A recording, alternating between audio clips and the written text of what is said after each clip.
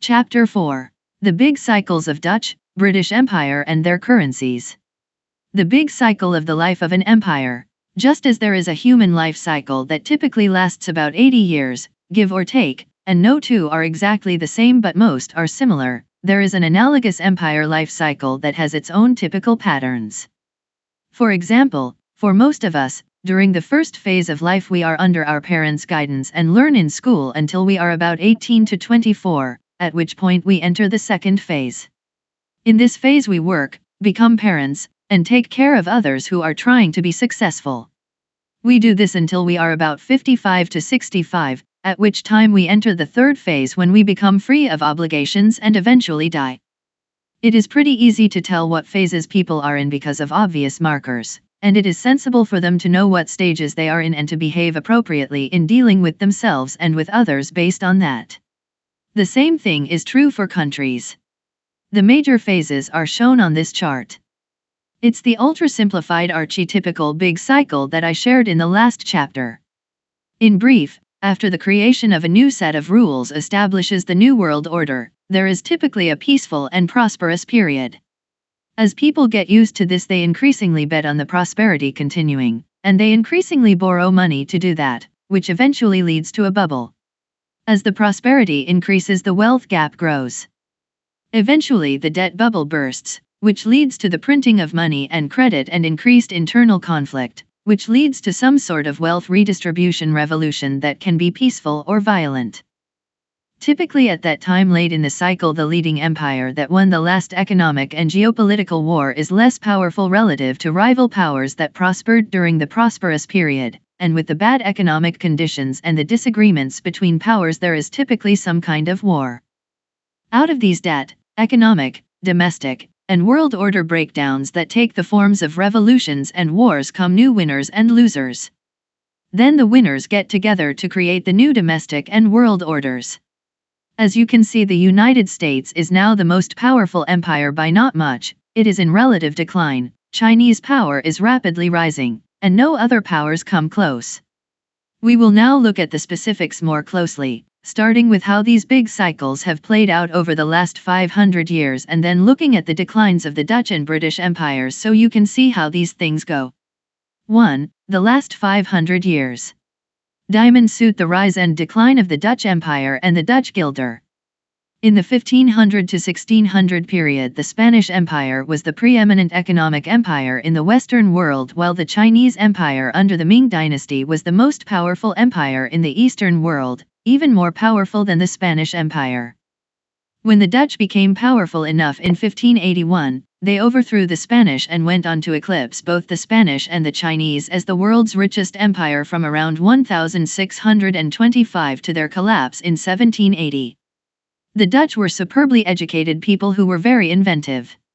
The two most important inventions they came up with were 1. Ships that were uniquely good that could take them all around the world, which, with the military skills that they acquired from all the fighting they did in Europe, allowed them to collect great riches around the world, and 2. The capitalism that fueled these endeavors.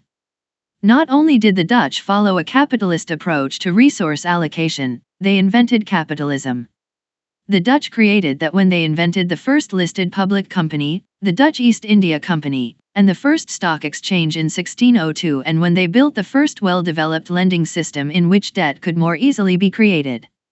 They also created the world's first reserve currency. The numerous investment market innovations of the Dutch and their successes in producing profits attracted investors, which led to Amsterdam becoming the world's leading financial center. At this time of prosperity, other countries grew in power too.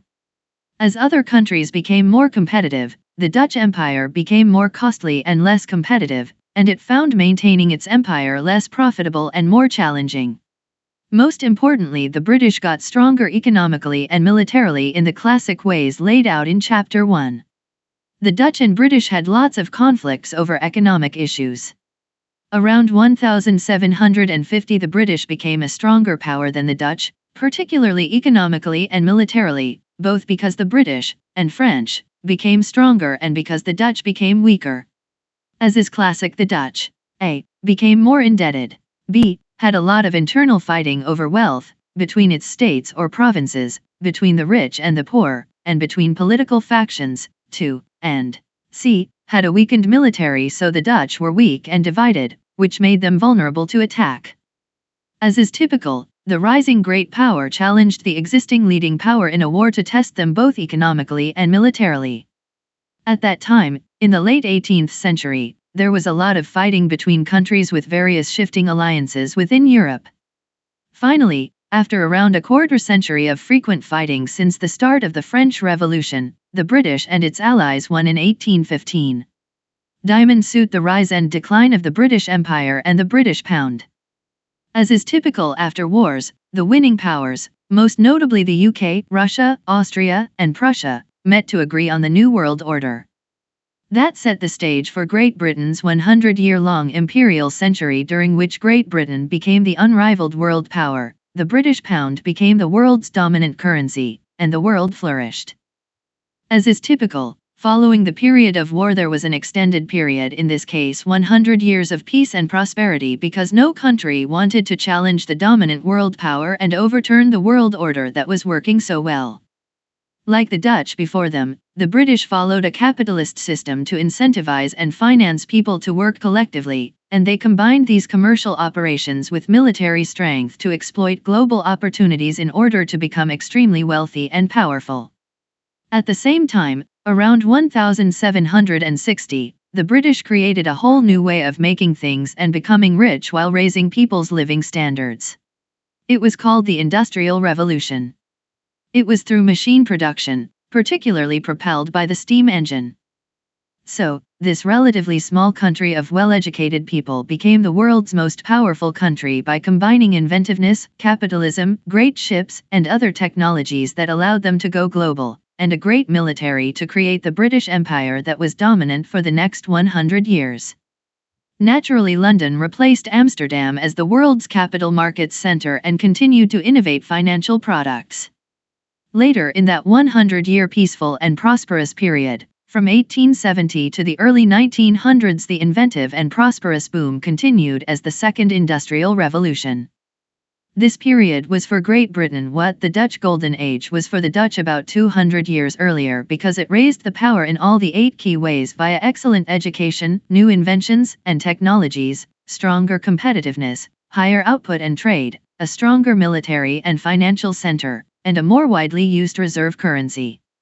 At this time, several other countries used this period of relative peace and prosperity to get richer and stronger by colonizing enormous swaths of the world.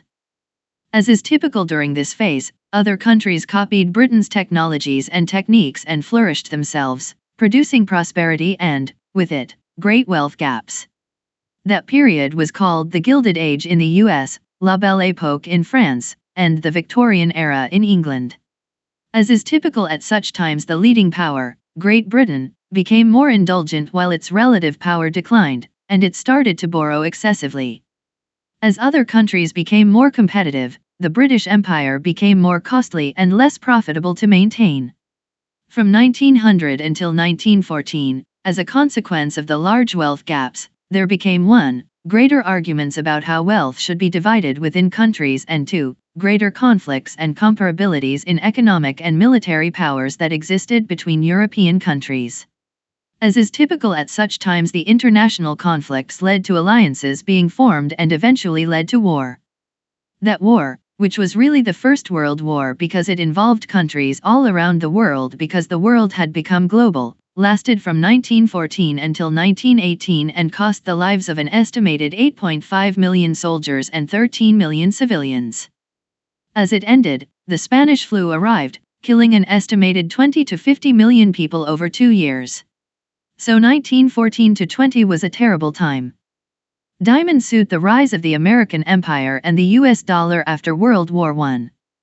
As is typical after wars, the winning powers, in this case the US, Britain, France, Japan, and Italy, met to set out the New World Order. The large foreign debt burdens placed on Germany set the stage for 1. Germany's post-war inflationary depression from 1920 to 1923 that wiped out the debts and was followed by Germany's strong economic and military recovery, and 2. A decade of peace and prosperity elsewhere, which became the Roaring Twenties. During that time, the United States also followed a classic capitalist approach to resource allocation, and New York became a rival financial center to London, channeling debt and investments into various businesses. Other countries became more competitive and prosperous and increasingly challenged the leading powers. Most importantly, Germany, Japan, and the US got stronger economically and militarily in the classic ways laid out in Chapter 1. However, the US was isolationist and didn't have a big colonial empire past its borders, so it was essentially out of the emerging conflict. As is typical, the debts and the wealth gaps that were built up in the 1920s led to the debt bubbles that burst in 1929, which led to depressions, which led to the printing of money, which led to devaluations of currencies and greater internal and external conflicts over wealth and power in the 1930s. To make a long story short, the Japanese and Germans started to make territorial expansions in the early to mid-1930s, which led to wars in Europe and Asia in the late 1930s that ended in 1945. That brought about the Second World War, which, as usual, was won by the winning countries coming up with new technologies, the nuclear bomb, while the most important was just one of the newly invented weapons. Over 20 million died directly in the military conflicts, and the total death count was still higher. So 1930 to 45, which was a period of depression and war, was a terrible time. Diamond suit the rise of the American empire and the US dollar after World War II. As is typical after wars, the winning powers, most importantly the US, Britain, and Russia, met to set out the New World Order. The US followed a capitalist system. The new monetary system of the US-led countries had the dollar linked to gold and had most other countries' currencies tied to the dollar. This system was followed by over 40 countries. At the same time, the currencies and debts of the losing countries were wiped out, with those holding them losing all of their wealth in them. Great Britain was left heavily indebted from its war borrowings and faced the gradual end of the colonial era, which would lead to the unraveling of its empire, which was becoming uneconomic to have. New York flourished as the world's preeminent financial center, and a new big debt and capital markets cycle began. That produced what has thus far been a relatively peaceful and prosperous 75-year period that has brought us to today. As is typical of this peaceful and prosperous part of the cycle, in the 1950 to 70 period there was productive debt growth and equity market development that were essential for financing innovation and development early on. That eventually led to too much debt being required to finance both war and domestic needs, what was called guns and butter. Then in 1971, when it was apparent that the US didn't have enough gold in the bank to meet the claims on gold that it had put out, the US defaulted on its promise to deliver gold for paper dollars, which ended the Type II gold-backed monetary system, and the world moved to a fiat monetary system. Each of these cycles raised debt and non-debt obligations, for example, for pensions and healthcare, to progressively higher levels, and led the reserve currency central banks of the post-war allies to push interest rates to unprecedented low levels and to print unprecedented amounts of money. Also classically, the wealth, values, and political gaps widened within countries, which increases internal conflicts during economic downturns. That is where we now are. During this prosperous post-war period, many countries became more competitive with the leading powers economically and militarily. In China, Mao Zedong's death in 1976 led Deng Xiaoping to a shift in economic policies to include capitalist elements, including private ownership of large businesses, the development of debt and equities markets,